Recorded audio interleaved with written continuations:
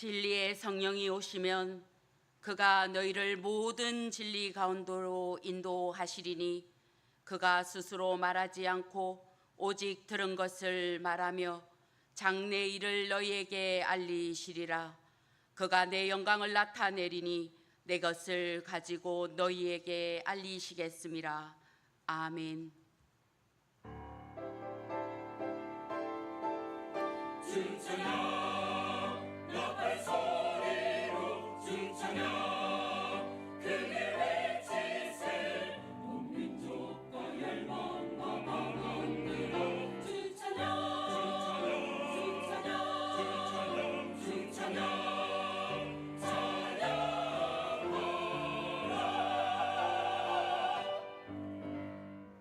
예루살렘을 떠나지 말고 아버지께서 약속하신 것을 기다리라. 분부하신 예수님의 말씀을 기억하면서 성령 강림 주일 예배를 드립니다. 성령의 가마 안에서 드리는 우리의 기도가 주님 앞에서 분향함과 같이 되며 성령에 충만하여 들어 올리는 우리의 손이 저녁 제사와 같이 향기롭게 하옵소서. 성령님의 인도하심을 따라 하나님께서 기뻐 받으시는 예배가 되기를 원하오며 예수 그리스도의 이름으로 기원하옵나이다. 아멘.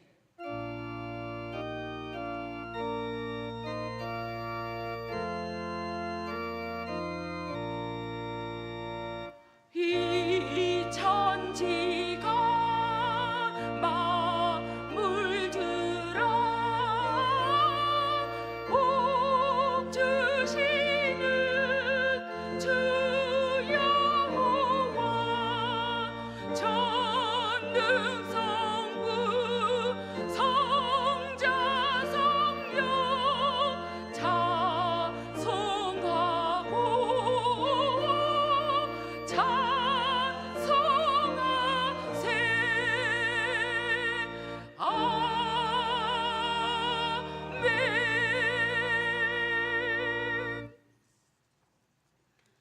그의 위에 여호와의 영 곧 지혜와 총명의 영이요 모략과 재능의 영이요 오직 하나님이 성령으로 이것을 우리에게 보이셨으니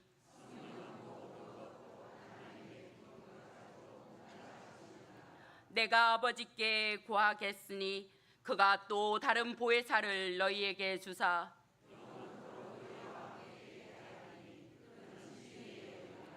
보혜사 곧 아버지께서 내 이름으로 보내실 성령 그가 너희에게 모든 것을 가르치고 오직 성령이 너희에게 임하시면 너희가 권능을 받고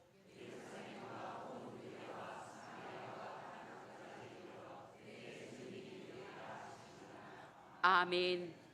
나는 전능하신 아버지 하나님 천지의 창조주를 믿습니다. 나는 그의 유일하신 아들 우리 주 예수 그리스도를 믿습니다. 그는 성령으로 잉태되어 동정녀 마리아에게서 나시고 본디오 빌라도에게 고난을 받아 십자가에 못 박혀 죽으시고 장사된 지 사흘 만에 죽은 자 가운데서 다시 살아나셨으며 하늘에 오르시어 전능하신 아버지 하나님 우편에 앉아 계시다가 거기로부터 살아있는 자와 죽은 자를 심판하러 오십니다. 나는 성령을 믿으며 거룩한 공교회와 성도의 교제와 죄를 용서받는 것과 몸의 부활과 영생을 믿습니다. 아멘.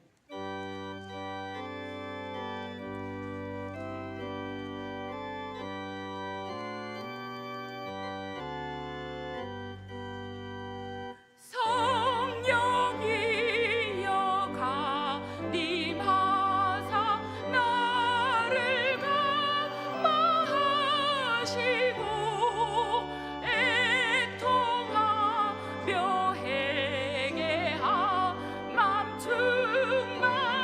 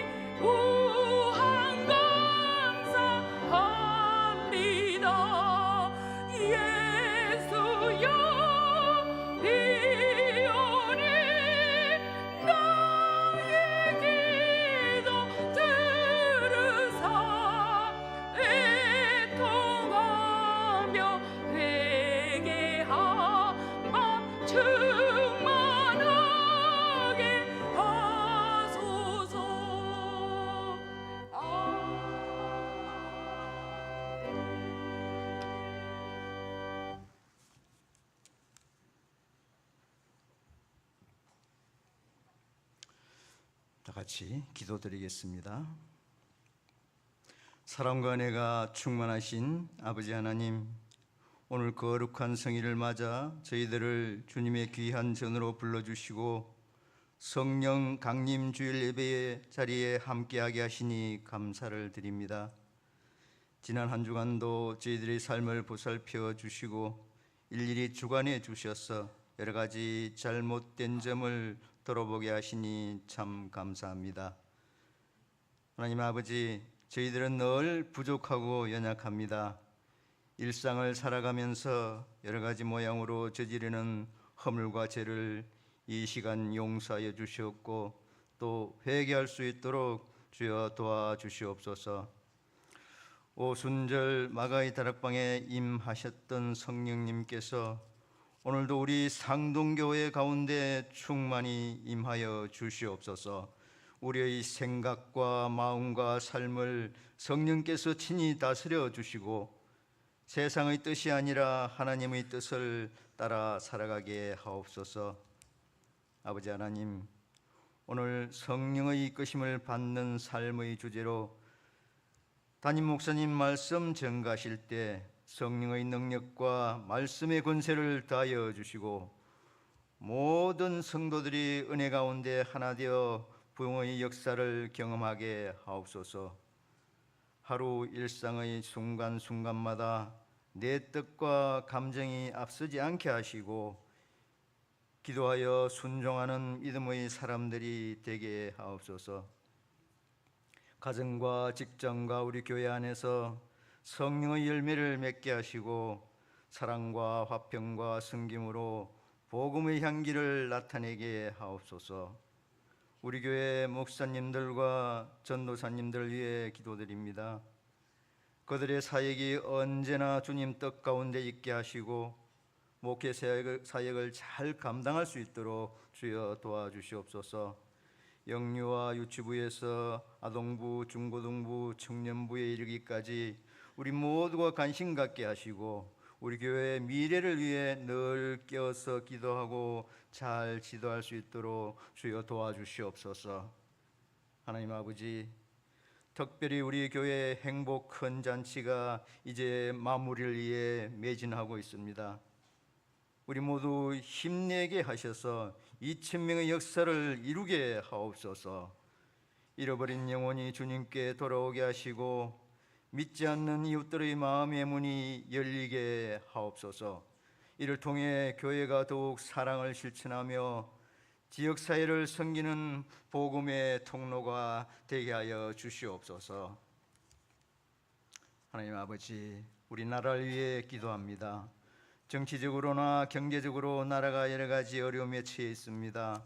갈등과 분열이 아닌 화해와 평화의 길을 이끌어 주시고 무엇보다 하나님을 두려워할 줄 아는 위정자들이 선출되게 하시고 자유민주주의가 바로 설 수 있도록 균형을 이루게 주여 도와주시옵소서. 현재의 혼란과 위기를 잘 극복하게 하시어 하나님의 공의와 정의가 온전히 이루어질 수 있도록 간절히 기도하옵나이다. 심은 대로 거두게 하시는 하나님 아버지, 저희 상동교회 성도님들은 겸손하게 심는 자 되게 하시고 지혜롭게 물주며 가꾸는 자 되게 하시고 오직 성령의 힘으로 자라나게 하시고 교회를 위해 작은 것 하나라도 스스로 봉사할 수 있도록 주님 붙들어 주시옵소서. 우리 교회가 우리 지역 안에 약한 자들에게 관심 갖게 하시고 그들을 위로하고 돕는 사랑의 공동체가 되게 하옵소서. 말보다는 행동으로 실천할 수 있는 예수님을 닮아가는 모습으로 거듭나기를 원합니다. 하나님 아버지, 저희 성도님들 건강을 위하여 기도드립니다. 특별히 황중훈 담임 목사님의 건강을 완벽하게 지켜주시옵고 또한 마음이 원이로 돼 육신이 건강치 못한 성도님들에게도 주님 건강 회복할 수 있도록 주여 도와주시옵소서.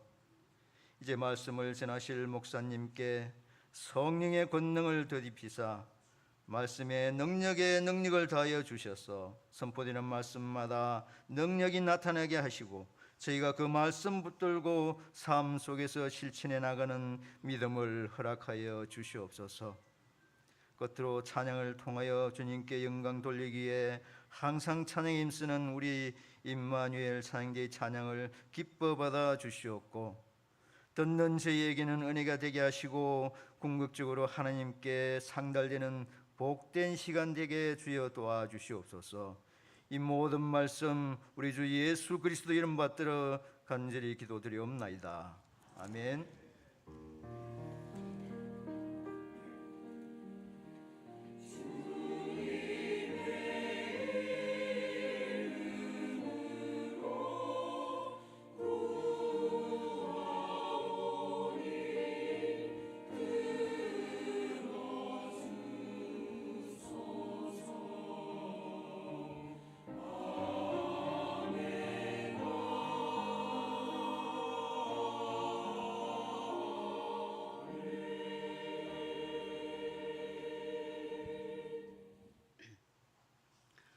오늘 하나님께서 우리에게 주신 말씀은 갈라디아서 5장 16절에서 18절까지의 말씀입니다. 갈라디아서 5장 16절에서 18절까지의 말씀입니다. 신약 308면입니다. 내가 이르노니 너희는 성령을 따라 행하라. 그리하면 육체의 욕심을 이루지 아니하리라. 육체의 소욕은 성령을 거스르고 성령은 육체를 거스르나니 이 둘이 서로 대적하므로 너희가 원하는 것을 하지 못하게 하려 함이니라. 너희가 만일 성령의 인도하시는 바가 되면 율법 아래에 있지 아니하리라. 아멘.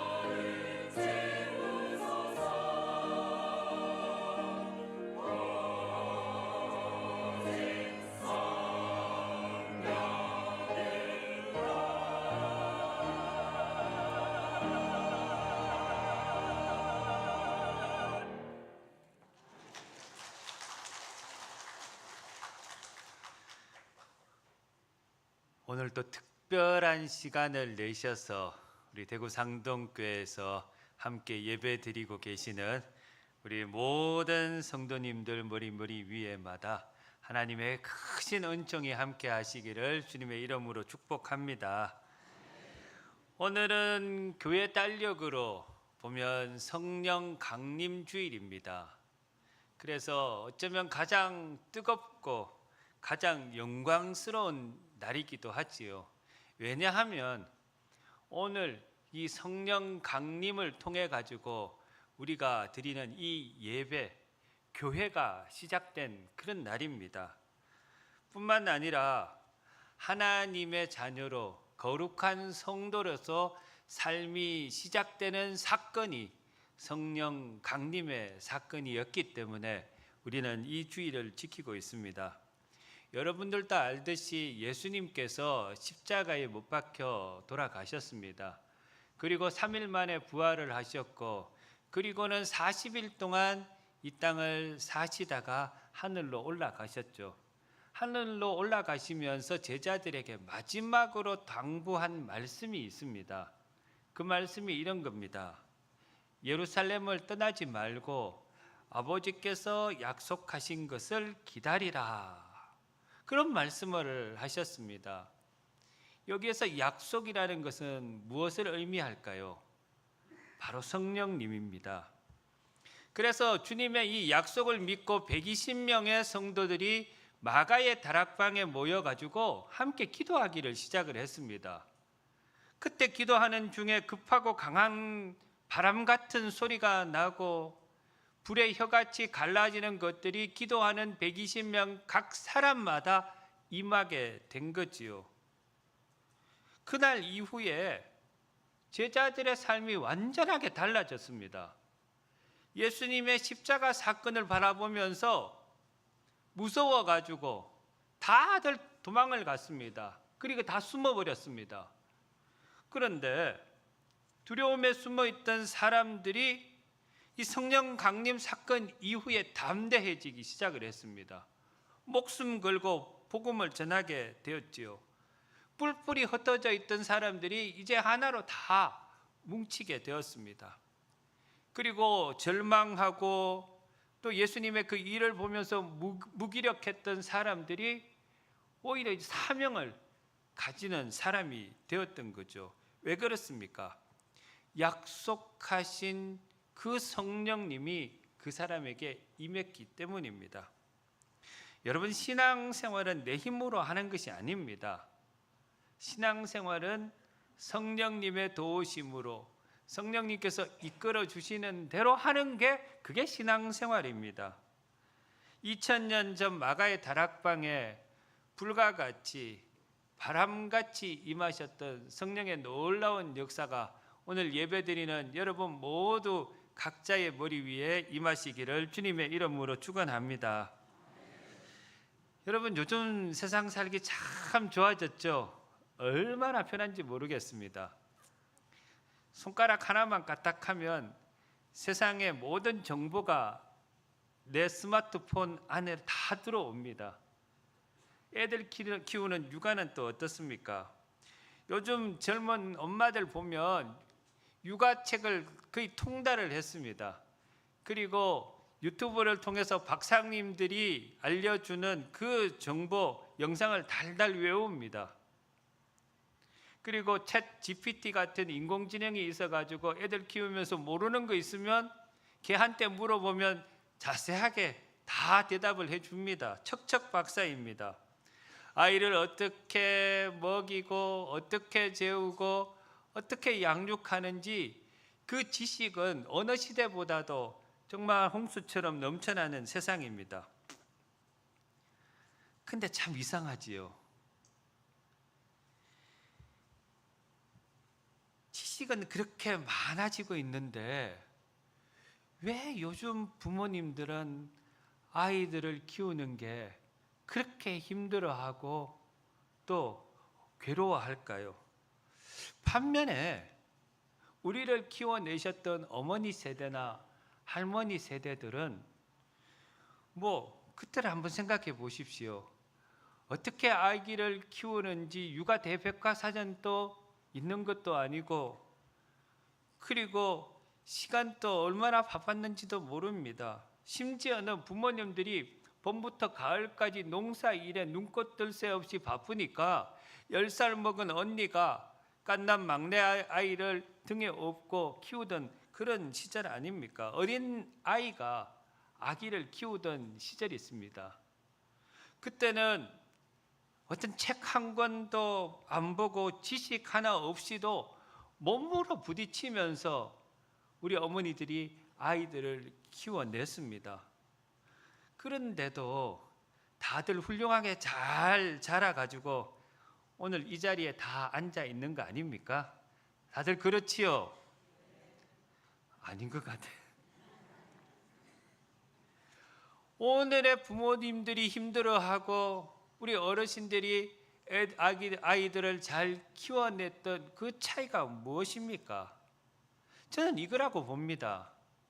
요즘 젊은 부모님들은 머리로 아는 지식은 엄청나게 많습니다. 그러나 우리 부모님들의 세대는 몸으로 삶으로 그 살아내는 생명력 있는 그러한 알미 있었던 그 차이라고 생각이 되어집니다.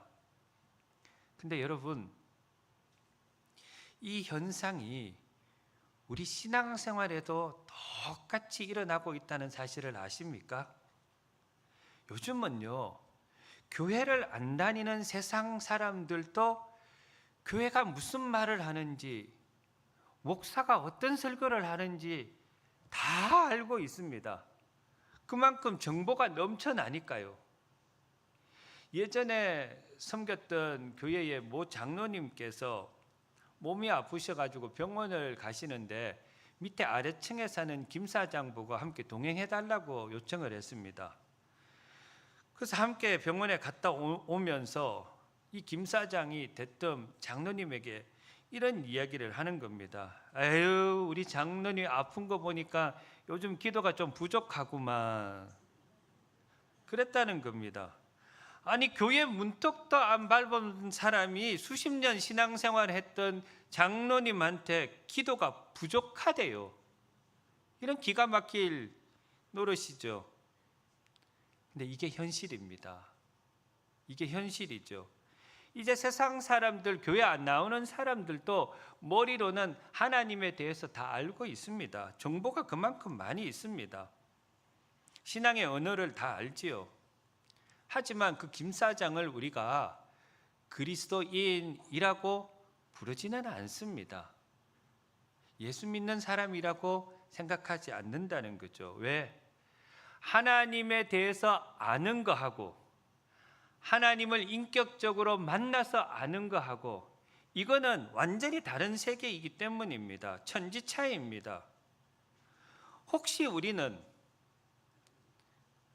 혹시나 하나님에 대한 지식만 머리에 가득 찬 머리만 큰 신앙인이 아닙니까? 혹은 삶의 능력은 다 잃어버린 채 온실 속에 갇혀 박제된 신앙인으로 그렇게 살고 있지는 않으십니까? 오늘 성령 강림주의를 맞이해서 여러분 자신을 정직한 마음으로 한번 돌아보시기를 바랍니다. 사도 바울은 고린도전서 2장 11절 말씀에 이렇게 선포를 합니다. 사람의 일을 사람의 속에 있는 영 외에는 누가 알리요? 이와 같이 하나님의 일도 하나님의 영 외에는 아무도 알지 못하느니라. 여러분, 이 말씀은 신앙생활은 내 지식이나 내 경험이나 내 인간적인 열심으로 하는 게 아니라는 말씀입니다. 오히려 영적인 눈이 열리고 영적인 세계가 믿어지는 것은 우리의 지식이나 우리의 이성으로 믿어지는 것이 아니라 성령님께서 감동을 주셔야지 믿어지게 된다는 겁니다.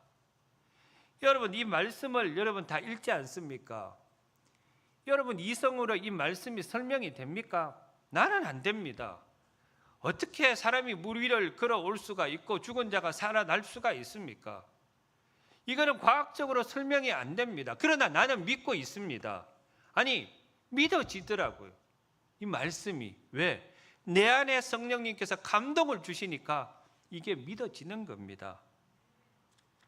많은 사람들이 이런 착각을 하죠. 목사님, 나는요, 내 눈앞에 기적만 한 번만 보여주기만 하면 나는 진짜 뜨겁게 믿을 수 있어요. 그런 얘기를 합니다. 과연 그럴까요? 성경을 한번 보십시오. 기적이 일어난다고 사람이 변하던가요? 아닙니다. 출애굽 때에 애굽왕 바로를 한번 보십시오. 피가 마르고 개구리가 끓어오르고 하늘에는 불과 또 우박이 떨어지는 전무후무한 10가지의 기적을 애굽왕은 기적을 체험하고 봤습니다.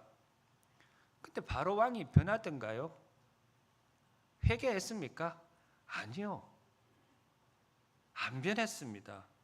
기적을 보면 볼수록 그 마음이 더 완악해지고 강팍해졌습니다. 영적인 눈이 닫혀 있으면요, 아무리 많은 기적을 보더라도 야, 그거 희한한 일이네 라고 생각하고 끝나버립니다. 예전에 제가 노예가 주관하는 목회자 교육에 강의를 한번 들은 적이 있었는데 강산 목사님이 오셔서 정말 눈물에 겨운 간증을 하시더라고요. 그 교회에 췌장암 말기 환자가 생겨가지고 온 교인들이 50일 동안 눈물 흘리면서 밤새도록 기도를 했답니다. 근데 정말 하나님의 기적으로 췌장암이 깨끗하게 고침을 받게 되었고요. 온 교인들이 다 놀라고 발칵 뒤집어졌어요. 그 이후에 성령의 역사가 가득했고 교회가 점점 부흥하게 되었죠. 근데 얼마 지나지 않아 가지고 아주 작은 시험이 그 교회에 찾아왔답니다. 그저 인간적인 갈등이 생기게 된 거죠. 그때 교회가 어떻게 되었을까요? 췌장암을 기적적으로 고침받은 그 집사님은 물론이고 그 주위에 있던 많은 분들이 약속이나 한 것처럼 다 교회를 떠나버리고 신앙을 저버렸답니다. 그러면서 눈물로 그 이야기를 하는 것을 들었습니다. 여러분, 기적을 아무리 보여준다고 해도 기적은 기적일 뿐입니다. 이 기적이 우리의 신앙을 끝까지 보증해 줄 수 없다는 얘기입니다. 신앙생활은 기적을 통해서 이루어지는 게 아니라 나와 함께하고 계시는 성령님과 함께하는 삶이 신앙생활입니다. 다시 말해서 성령님께서 이끌어 주시는 대로 나아가는 그 삶이 신앙생활이라는 거죠. 내 힘으로 하는 게 아니라 성령의 도우심을 받아서 하는 게 신앙 삶입니다. 아까도 이야기했듯이 성경을 읽는다고 해가지고 다 깨달아지는 거 아닙니다. 이 말씀 속에는 우리가 이해할 수 없는 신비로운 말씀들이 더 많이 있습니다. 그러나 내 안에 계신 성령님께서 내 영의 눈을 열어주시기만 하면 이 말씀이 얼마나 우리에게 감동을 주고 은혜를 주고 또 나를 위로해주고 회복시켜 주시는지 모릅니다. 그래서 시편 기자가 말씀은 송이꿀보다 더 달다 그렇게 고백을 하는 겁니다. 성령님은 우리를 도와주시는 분이십니다. 우리는 인간의 한계를 가지고 있지 않습니까? 그 도와주는 손길이 얼마나 고마운지 여러분 삶 속에서 다 경험해 보셨지 않았습니까? 얼마 전에도 저희 집에 그 주방에 형광등이 불이 안 들어오더라고요. 그래가지고 뭐 형광등쯤이야 그러면서 막 그거를 커버를 뜯어내는데 이게 안 벗겨지는 거예요. 힘은 있잖아요. 힘껏 딱 했는데 뭔가 부러지는 소리가 들려. 그리고는 열어보니까 내가 생각했던 형광등이 아니에요. 저런 형광등이 아니라 뭐 동그랗게 처음 보는 형광등인 거예요. 도대체 이걸 어떻게 해야 되나? 그래가지고 우리 집 공사를 했던 송 집사님한테 전화를 드렸죠. 집사님 여차여차해서 불이 안 들어오는데 어떻게 하면 좋을까요? 사진 찍어 보내래요. 사진 찍어서 딱 보내드리니까 그거 목사님 LED 등입니다. 우리 집에 있는데 그거 가지고 달아드릴게요. 해가지고 곧바로 오셔가지고 달아주시는데 그걸 통째로 더 벗겨내시더라고. 그리고는 딱 했는데 세상이 얼마나 밝아졌는지 몰라요. 이게 성령님의 도우심이구나. 도우심이라는 것이 나는 할 수가 없어서 끙끙 매고 며칠 동안 그거 고민했는데 집사님이 오셔가지고 뚝딱 한번 만져주시니까 깨끗하게 다 고침 받은 거예요. 성령님은 그런 분이시라는 거예요. 우리는 한계가 있어서 아무것도 할 수 없는 연약한 존재이지만 내 속에 계시는 성령님께서 나와 함께 하시기 때문에 도와주시고 위로해 주시고 삶을 평안으로 이끌어 가신다는 말씀이지요. 이 성령은 어디 기도원에 가가지고 소리 지른다고 해가지고 특별히 받아오는 것이 아닙니다. 성령은요, 예수 그리스도를 주라 고백하기만 하면 내 인생의 구주가 되십니다, 주인이 되십니다 고백하기만 하면 그때 하나님께서 우리에게 축복의 선물로 보내주시는 것이 성령이다, 그렇게 말씀하고 있습니다. 그러므로 예수를 주로 고백한 우리 안에는 이미 성령님께서 내주하고 계심을 믿으시기를 바랍니다. 근데 그 문제는 성령님이 내 안에 오셨다고 해가지고 내 삶이 자동적으로 고속도로처럼 뻥 뚫혀지는 게 아니라는 얘기입니다. 왜냐하면 내 마음에는 성령 하나님도 내주하고 계시지만 또 다른 마음이 있기 때문입니다. 17절의 말씀입니다. 다 함께 한번 읽어보겠습니다. 시작. 육체의 소욕은 성령을 거스르고 성령은 육체를 거스르나니 이 둘이 서로 대적함으로 너희가 원하는 것을 하지 못하게 하려 함이니라. 무슨 말입니까? 바울은 육체가 있고 성령에 대해서 이야기를 하고 있지요. 우리 안에는요, 육체의 욕심으로 채워지는 그것을 따르려고 하는 마음이 있고요, 그리고 또 한편으로는 성령님께서 이끌어 주시는 대로 가고자 하고 하는 마음이, 두 마음이 있는 거예요. 그래서 예수를 믿고 나면요, 우리 안에는 전무후무한 영적 전쟁이 날마다 벌어지고 있습니다. 연중무휴 24시간 내내 진행되고 있는 쉬지 않는 전쟁입니다. 내 안에 그 거친 그 육체의 욕망하고 성령의 음성이 정면으로 충돌되는 그런 전쟁이 날마다 벌어지고 있는 거죠. 바울 같은 위대한 사도도 로마서 7장에 이렇게 탄식하지 않았습니까? 내가 원하는 바 선은 행하지 아니하고 도리어 원하지 않는 바 악을 행하는도다. 오호라 나는 공고한 사람이로다. 위대한 사도 바울에게 있어서도 그 마음 속에는 이 두 마음이 날마다 싸웠다고 그렇게 지금 고백하고, 나는 공고한 사람이다, 연약한 사람이다, 그렇게 고백하고 있습니다. 인디언 부족의 한 지혜로운 추장이 손자를 옆에 앉혀놓고 이런 얘기를 했답니다. 얘야, 우리 마음속에는 늘 두 마리의 늑대가 살고 있단다. 한 마리는 시기, 질투, 분노, 탐욕으로 가득 찬 악한 늑대고, 다른 한 마리는 사랑과 기쁨과 평화와 거룩함으로 가득 찬 착한 늑대지.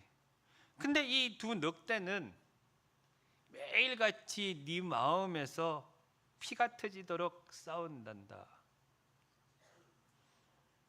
할아버지 이야기를 듣던 손자가 눈이 동그래지면서 할아버지에게 또 이렇게 물었습니다. 할아버지, 그럼 둘이 싸우면 누가 이겨요? 둘이 싸우면 누가 이기지요? 둘이 싸우면 누가 이겨요? 할아버지가 이렇게 대답을 했습니다. 그야 네가 먹이를 주는 늑대지. 네가 먹이를 주는 늑대가 이긴답니다. 오늘 여러분은 여러분 마음 안에 있는 두 늑대에게 어느 쪽 늑대에게 먹이를 주고 계십니까? 나는 교회를 오래 다녔다고요? 나는 목사고 장로고 권사니까 이 싸움이 없을 것 같습니까? 아니요. 천만의 말씀입니다. 직분이 방패가 되어주지는 못합니다. 오히려 신앙의 연륜이 쌓이면 쌓일수록 내 육신의 늑대는 더 영악해질 수가 있습니다. 그러므로 우리는 누구든지 성령님의 이끄심을 받는 삶을 살아가야 하는 것입니다. 사람은 누구나 두 가지 힘 사이에서 살아가고 있지요. 육체는 늘 자기 마음대로 하고 싶어 합니다. 편하게 살고 싶어 하고 내 감정을 있는 그대로 말하고 싶어 합니다. 내 욕심을 채우면서 살아가고 싶어 합니다. 그런데 성령님께서는 우리 안에 계속 말씀하시죠. 그 길이 아니다.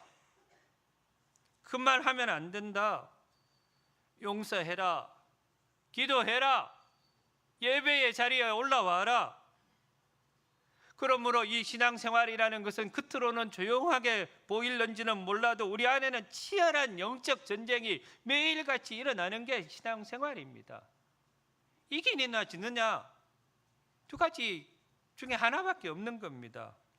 그러니 사도 바울도 고린도전서 15장 31절에 나는 날마다 죽는다 그렇게 고백한 이유가 여기에 있는 겁니다. 바울 사도를 생각해 보면요, 자랑할 게 얼마나 많이 있었는지 모릅니다. 지금 요즘으로 치면 이 바울은 미국에 있는 제일 유명한 하버드 대학을 나왔습니다.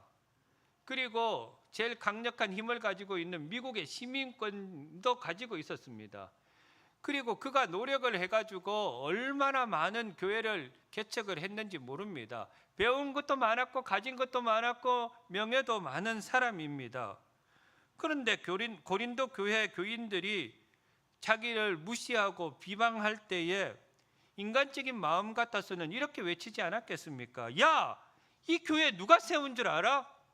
나야, 내가 이 교회를 세웠단 말이야 라고 비방하는 그들을 그저 들이받고 싶은 마음이 생기지 않았겠습니까? 당연히 인간이라면 그런 생각이 있었을 겁니다. 예전에 전도 세미나를 참석해가지고 어떤 목사님하고 3일 밤을 같이 지낸 적이 있습니다. 이분이 보니까요, 공군사관학교를 입학할 만큼 굉장히 똑똑했던 분이었던가 봅니다. 그래서 1년 공부를 했는데 그 아버지가 서원을 했다고 공군사관학교 계속 진학하는 걸 반대해가지고 마지못해 퇴학을 하고 학교를 그만두고 신학교에 다시 들어오셨던 그런 분이죠. 그래서 많이 방황을 했다고 합니다. 그런데 내가 공군사관학교에 들어갔다는 그 이야기를 3일 내내 하는 겁니다. 왜 하는 겁니까? 자랑하고 싶은 거예요. 내가 그만큼 그런 사람이다라는 걸 내세우고 싶은 거죠.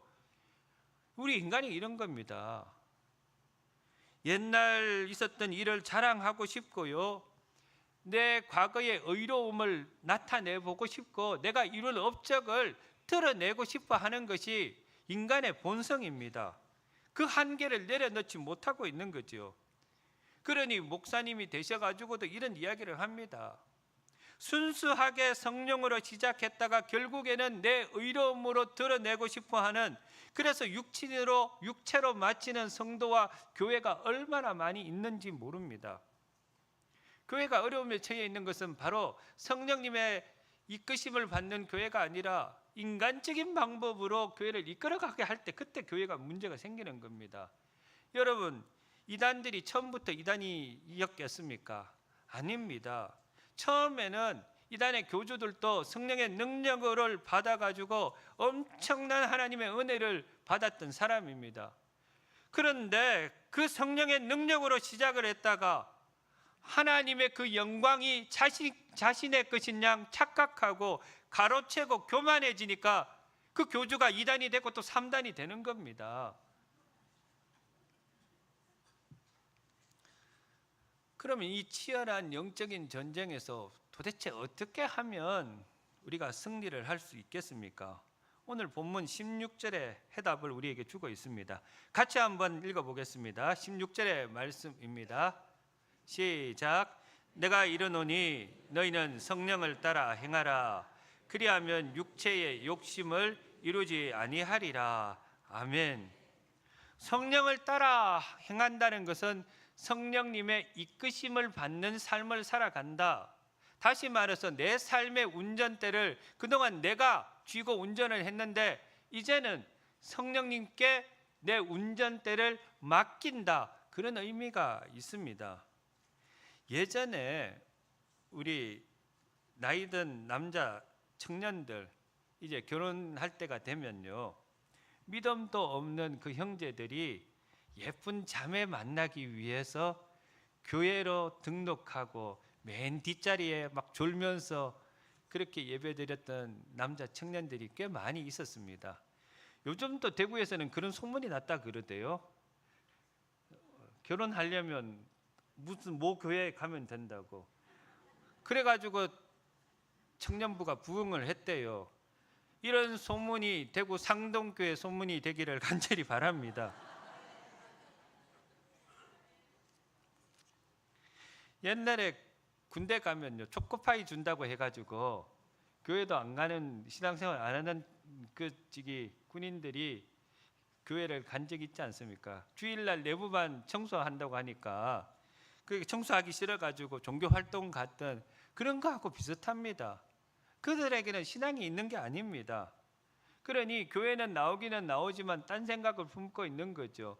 환경과 조건이 바뀌게 되면 언제든지 신앙에 대한 발걸음을 끊어버립니다. 이건 성령의 역사와는 아무런 관계가 없는 그저 종교 생활일 뿐입니다. 하지만 내 안에 성령님께서 임하시면 내 삶을 성령님께서 주장하기 시작을 하십니다. 성령님께서 이끌어 주시면 내게 다가오는 환경이나 여건이 바뀌어도 또 아무리 힘들고 어려운 시간을 우리에게 주어진다 하더라도 전혀 요동하지가 않습니다. 왜냐하면 내 안에 거룩한 성령님께서 역사하기 때문입니다. 성령님께서 역사하시면 우리의 삶이 반드시 바뀌게 되어 있습니다. 예전의 삶을 다 청산하고 하나님이 기뻐하시는 삶으로 변하게 되는 거죠. 그래서 성령의 역사가 일어나면 우리의 인생이 복된 인생으로 바뀔 줄로 믿습니다. 그래서 전에는 교회 와서 교회가 나한테 뭘 해주기를 바라던 그 사람이 이제는 시선이 바뀌게 되는 거죠. 사람을 보면 저 사람 예수 믿어야 하는데 예수 믿지 않는 사람들을 보면 내가 복음을 전하고 싶다. 저 사람도 행복하게 살아가고 해주고 싶다. 그러면서 기도하는 사람으로 바뀌게 되는 겁니다. 그 마음이 불타오르는 거죠. 주일에 교회 와가지고 맨날 대접받을 생각만 하던 사람이 성령의 역사가 있으면 내가 오늘은 어디 가서 교회를 섬길까?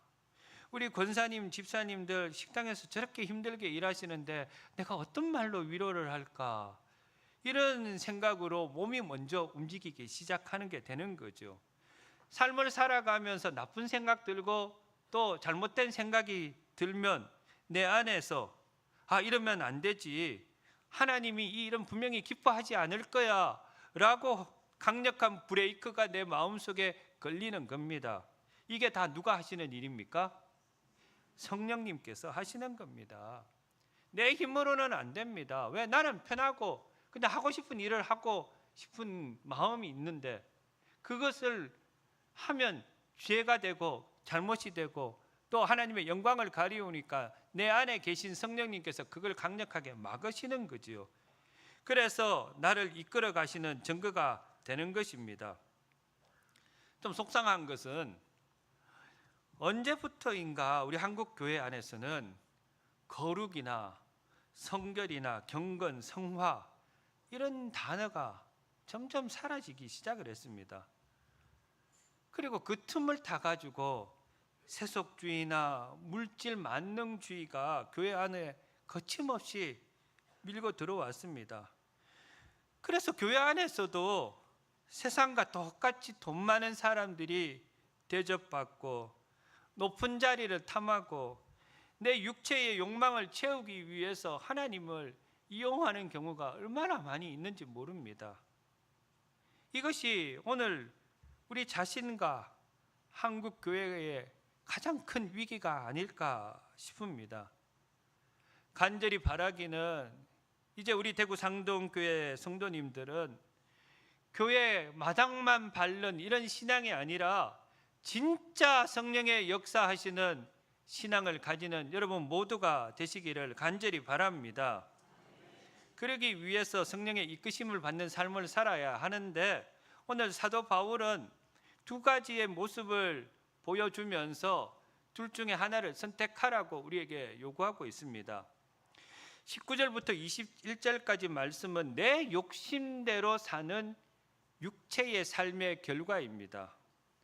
음행과 더러운 것과 우상 숭배와 원수 맺는 것과 분쟁과 시기와 당 짓는 것, 이런 것은 당장 우리가 살아가면서 우리 육신적으로 얼마나 달콤하고 얼마나 즐거운 쾌락을 주는지 몰라요.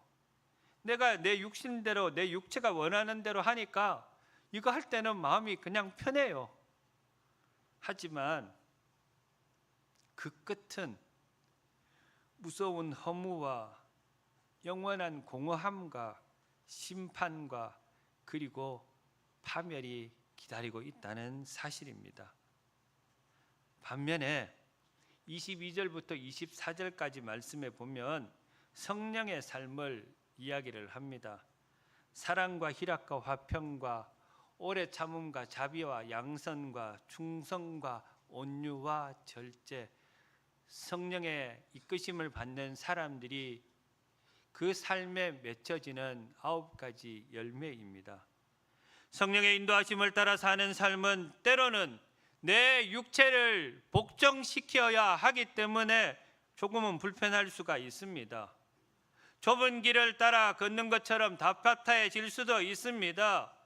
때로는 손해봐야 되고 또 용서해야 되고 마음이 너무 힘들어질 수도 있습니다. 그러나 그 길 끝에는 참된 기쁨이 있고 평안이 있고 가장 가치 있고 영광스러운 구원의 삶이 되는 줄로 믿으시기를 바랍니다. 여러분, 우리 모두는 예수 믿는 사람들입니다. 예수 믿는다는 것은 육체와 함께 내 정력도 저 십자가에 다 못 박았다고 믿고 있는 사람들입니다. 그런데 지금 우리는 어느 길을 걷고 계십니까? 내 육체가 즐거우면 영혼은 허전해질 수가 있습니다. 그러나 내가 주님 뜻대로 살기 위해서 내 육체가 조금 불편하고 힘들지라도 성령님을 선택하시면 우리 심령 깊은 곳에 세상이 줄 수도 세상이 알 수도 없는 참된 평안과 하늘의 기쁨이 강물처럼 흐르게 될 것입니다. 저는 오늘 이 시간 여러분의 마음의 문을 활짝 열고 늘 이렇게 기도하셨으면 좋겠습니다. 성령 하나님, 내 지식과 내 경험의 굳은 살을 다 벗겨주시고 내 안에 성령의 역사가 일어나게 해주십시오.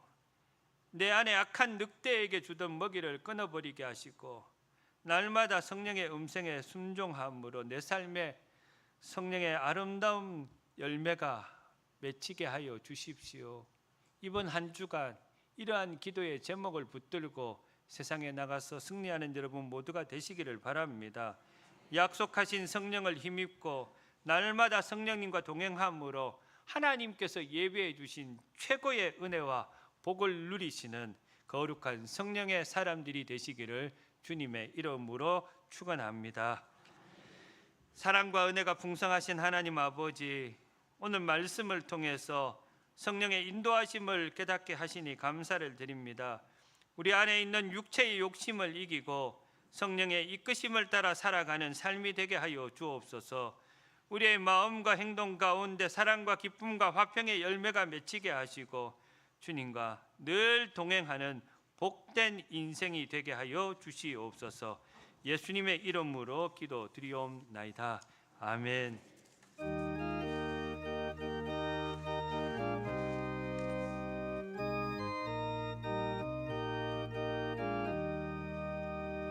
은혜가 풍성한 하나님을 믿는 자 한 사람 한 사람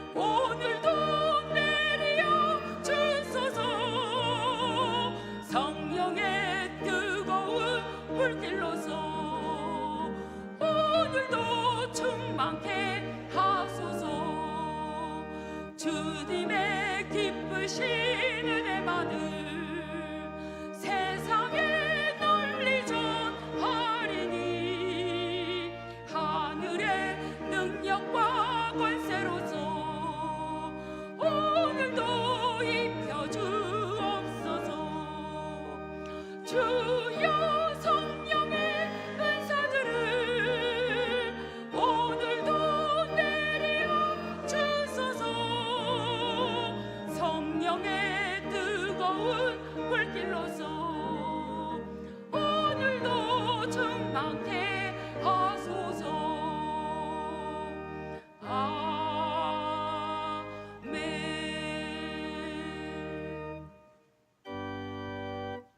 나의 모아 드리니 주여 받아주소서.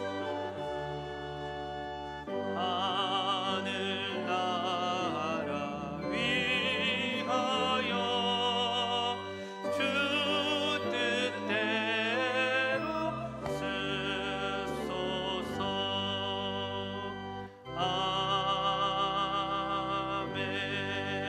아멘. 사랑이 많으신 하나님 아버지, 이 환난과 풍파가 많은 세상 가운데서도 지난 한 주간 동안도 우리를 품에 안아주시고 지켜주셨다가 이 성령 강림 주일에 주의 전에 올라와 예배할 수 있는 은총 주시니 감사를 드립니다.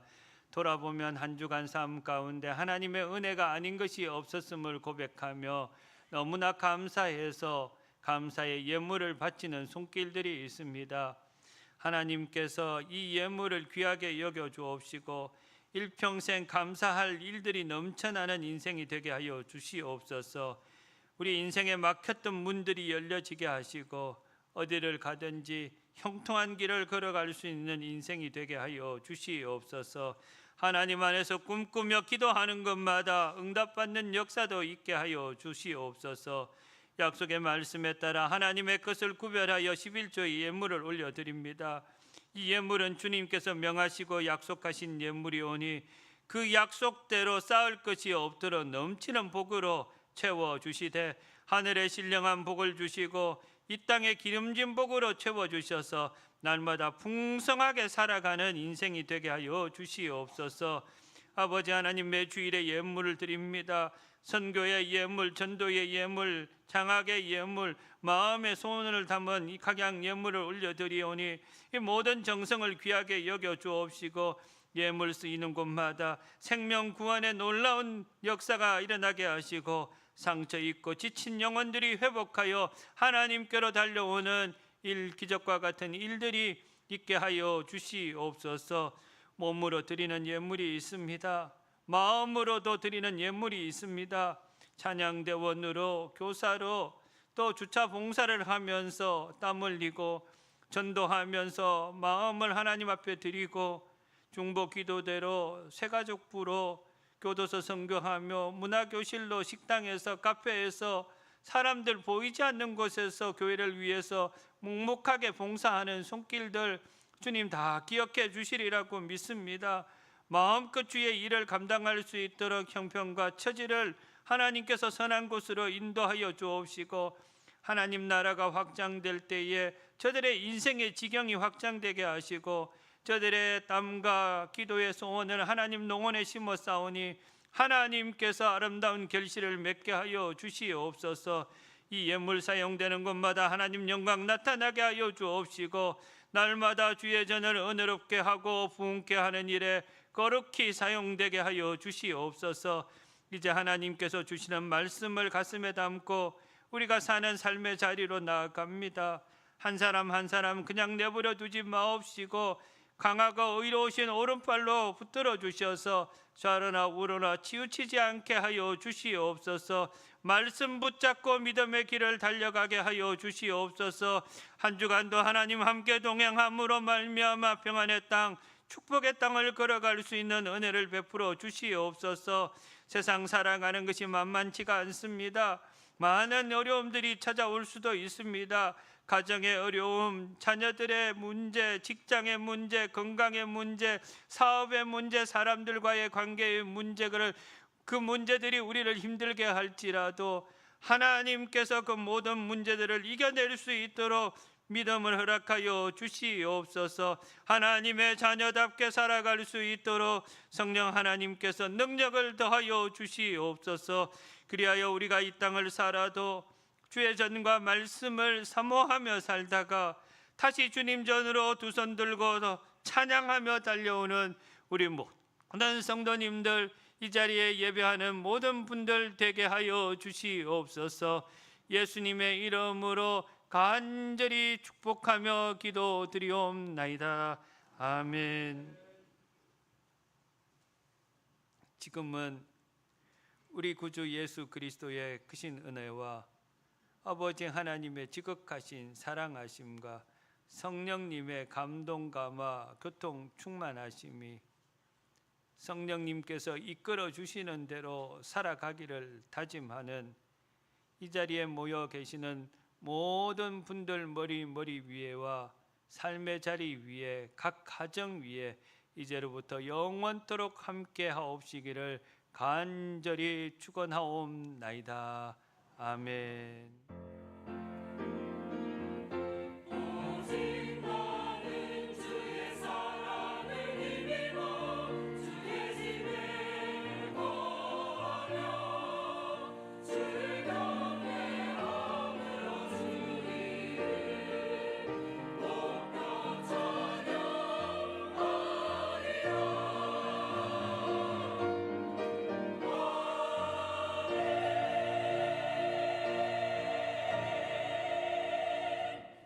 네, 교회 소식 전하기 전에 우리 등록하신 분들 기쁨으로 축복하는 시간 갖도록 하겠습니다. 김진숙 성도님, 김매화 권사님께서 인도해 주셨습니다. 안병률 성도님, 김미자 권사님께서 인도해 주셨습니다. 박순난 성도님, 김순희 권사님께서 인도해 주셨습니다. 김송자 성도님, 이성현 권사님께서 인도해 주셨습니다. 인도자와 새 가족 가능하시면 그 자리에 한번 일어나 주시면 저희가 마음으로 축복하겠습니다.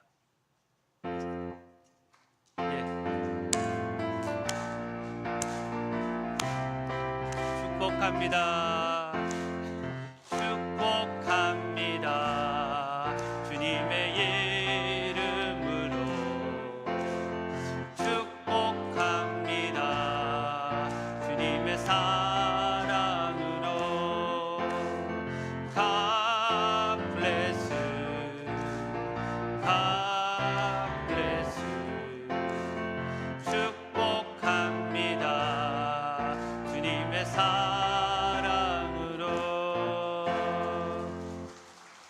오늘 또 등록하신 네 분과 초청받아서 함께 예배드리는 81분이 계십니다. 함께 저희가 축복하며 기도하겠습니다. 하나님 아버지 감사합니다. 김진숙 성도님, 안병률 성도님, 박순난 성도님, 김송자 성도님, 우리 집사님들과 권사님들을 통해 가지고 우리 대구 상동교회에 등록하게 하심을 감사를 드립니다. 오늘 또 여러분들의 힘을 얻어서 81분이 함께 이 자리에 모여서 예배를 드리고 계십니다. 한 분 한 분 그 이름과 얼굴을 주님께서 기억하여 주셔서 마음껏 축복하여 주시옵소서. 아버지 하나님, 이분들이 우리 대구 상동교회에 보내주신 하나님의 뜻이 분명히 있을 줄 압니다. 그 하나님의 뜻이 성도님들의 삶 가운데 다 이루어지게 하여 주시되 행복하라고 불러주셨으니 마음껏 하나님께서 주시는 은혜와 행복을 우리 교회에서 누릴 수 있도록 하나님 역사하여 주시옵소서. 무엇보다도 축복의 통로가 되게 하셔서 하나님께서 베풀어 주신 은혜와 복이 가정으로 흘러들어가고 살아가는 삶의 자리에 흘러들어가서 가는 곳마다 행복하고 기쁨이 넘치고 웃음이 넘치는 인생이 되게 하여 주시옵소서. 우리 대구 상동교회에서 신앙생활하는 동안에 예배를 통해서 살아계신 하나님의 임재를 체험하게 하여 주옵시고 하나님의 말씀도 마음속에 심겨져서 아름다운 열매가 맺혀질 수 있도록 은혜 베풀어 주시옵소서. 하나님께서 얼마나 사랑하고 계시는지를 신앙생활을 통해서 날마다 체험할 수 있게 하시고, 또 우리 교회에서 잘 양육받아서 하나님을 위한 큰 인물들 모두가 되게 하여 주시옵소서. 아버지 하나님, 여러 손길의 도움을 얻어서 81분이 함께 예배를 드리고 있습니다. 이분들의 인생도 하나님께서 책임져 주시고, 가는 길마다 웃음꽃이 넘치고 또 형통한 길을 걸어갈 수 있도록 복에 복을 더하여 주시옵소서. 예수님의 이름으로 간절히 축복하며 기도드리옵나이다. 아멘. 우리 등록하신 분들은 또 예배 끝나고 새가족 부실에서 저와 함께 사진도 촬영해 주시면 감사하겠습니다. 교회 소식을 또 간단하게 전해드립니다. 행복 큰 잔치가 하나님의 은혜 가운데 진행되고 있습니다. 지난주까지 1,100명을 우리가 초청해서 함께 예배를 드렸고요. 51분이 지난주까지 등록을 해 주셨습니다. 오늘까지 등록하신 분들이면 56분입니다. 등록하신 분들 한 분이라도 초청해서 예배 드리시는 모든 분들을 위해서 계속 기도해 주시면 감사를 드리겠습니다. 어린이 전도 축제가 오늘까지 진행이 됩니다. 그리고 5월 31일 다음 주일은 세대 통합 예배로 드리면서 1부 예배는 드리지 않고 2부에 함께 통합으로 예배를 드립니다. 특별히 우리 찬양 간증 집회를 준비하고 있습니다.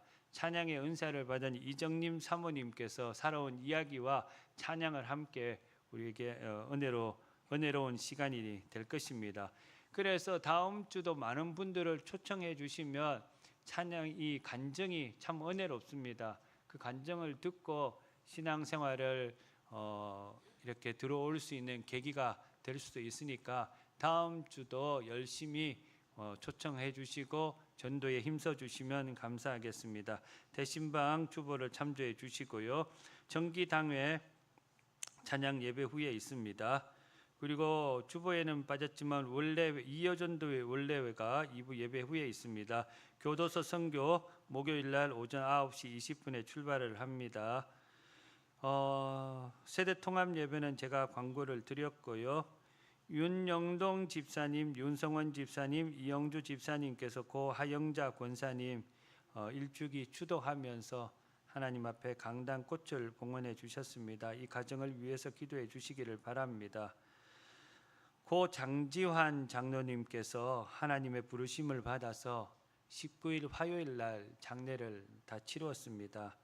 우리 배월순 권사님 남편 되시고 장세일 집사님, 장영 권사님, 장세명 집사님 부친 되시는데 슬픔을 당한 이 가정 만나면 위로해 주시기를 바랍니다. 그리고 간곡한 마음으로 좀 부탁을 드리고 싶은 것이 주차입니다. 그리고 다음 주가 세대 통합 예배로 11시 한 번 예배를 드리고 6월 7일 날은 D-Day이기 때문에 정말 주차가 굉장히 힘들겠다 싶은 생각이 듭니다. 그러므로 다음 주도 그렇고 6월 7일 그 다음 주로 그렇고 이런 캠페인을 좀 했으면 좋겠습니다. 택시 타고 교회 오기. 우리 새가족들이 주차를 편리하게 할 수 있도록 기존에 있는 성도님들이 다음 주, 그 다음 주는 가급적으로 차를 가지고 오시지 마시고 불가피하게 차를 가지고 오신 분들은 교회 주차장에 대지 마시고 교회 주변에 알아서들 편안하게 교회 바깥에 대어 주시면 감사하겠습니다. 그래서 좀 우리 새가족들 주차하는데 어려움 없도록 우리 성도님들이 조금 하시더라도 그렇게 양보해 주시기를 간곡한 마음으로 부탁을 드립니다. 저도 다음 주, 그 다음 주 차를 눈치껏 교회 주변에 대겠습니다. 교회 절대 안 되겠습니다. 동남로에 장로회 목사 장로 체육대회가 있다고 합니다. 해당되시는 분들은 주보 참조하셔서 참석해 주시기를 바라고요. 또 한 가지 간곡하게 부탁드려야 할 게 있습니다. 기도입니다. 여러분, 사탄 마귀가 제일 두려워 떨고 있는 게 기도 아닙니까? 그리고 제일 방해하는 것이 이렇게 전도하면서 부흥하는 교회를 제일 많이 건드리고 핍박하고 시험을 줍니다. 그래서 우리 전도 행사 있기 전에 얼마나 많이 기도했는지 모릅니다. 지금도 여전히 기도해야 합니다. 그래서 우리가 릴레이 기도를 진행하고 있는데요. 마지막 한 주간은 어떻게 기도할까 고민하던 차에 그저 한 주간 지난번처럼 릴레이 기도를 오전, 오후, 저녁 그대로 그냥 일주일 더 연장해서 그렇게 기도하겠다 결정을 하고 신청을 좀 받아야 될 것 같습니다. 그래서 6월 1일 월요일부터 6월 6일 토요일까지 오전, 오후, 저녁 이렇게 1시간씩 뭐 1시간도 좋고 2시간도 좋습니다만은 그렇게 내가 교회를 위해서 우리 전도 잔치를 위해서 기도로 동참하기를 원하시는 분들 뿐만 아니라 제일 중요한 때가 6월 7일 D-Day 당일입니다. 그리고 제일 중요한 시간이 예배 시간입니다. 9시 예배, 11시 예배, 1시 예배, 3시 예배.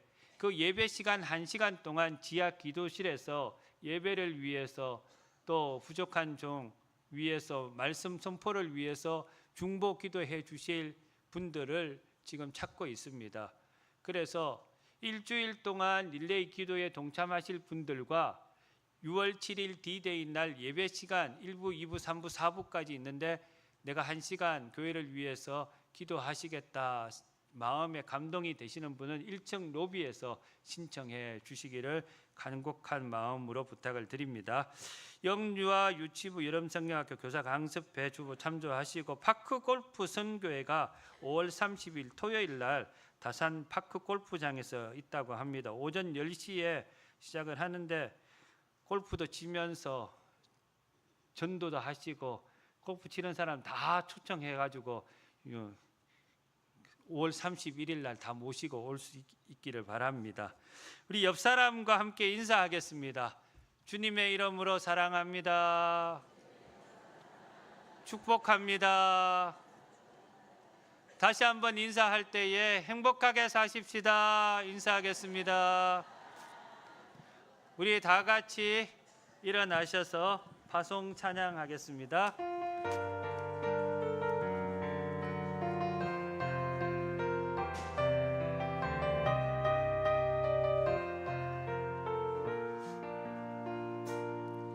모든 것이 끝났다고 말하는 사람들의 말을 듣지 말아라.